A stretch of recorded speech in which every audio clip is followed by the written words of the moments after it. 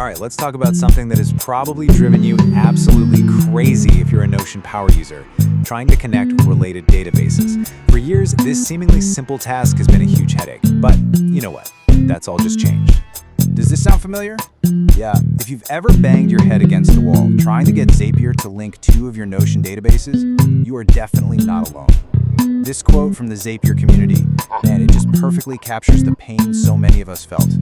For the longest time, it was like there was this invisible wall. You could do cool stuff like use Zapier to automatically create a new project in your projects database, but the one thing you couldn't do was automatically connect it back to the client it belonged to. That connection uses a relation property, which is kind of the secret sauce of Notion, and it was totally off limits. So what happens when a tool has a huge limitation like this? Well, the community gets creative. Super creative, actually. Notion expert William Nutt basically spearheaded this ingenious but, let's be honest, pretty technical workaround. And for a long time, it was our only option.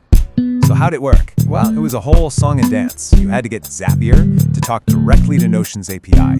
You'd create one thing, find another thing, and then, and this is the scary part for most of us, you had to throw all that no-code simplicity out the window and dive into custom JavaScript. And this is what that code looked like. Yeah, you literally had to copy and paste a chunk of JavaScript like this one, just to do something as simple as linking two pages. I mean, it worked, don't get me wrong, but wow, was it nerve-wracking. You misplace one little semicolon and boom, the whole automation just falls apart. So yeah, this workaround was a lifesaver, but it really just felt like a patch, you know? Plus, it wasn't instant. You always had to wait for Zapier to check for new stuff. It just made everyone wonder, what if? What if we could trigger these things instantly, right from inside Notion itself? Well, that what if just became a reality, because not too long ago, Notion dropped a feature that didn't just get around the wall, it completely demolished it. I'm talking about native webhooks.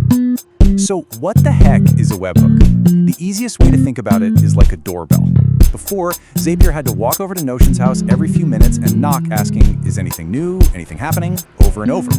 Now with webhooks, Notion has a doorbell it can ring at Zapier's house the second something happens. It's a direct, instant signal.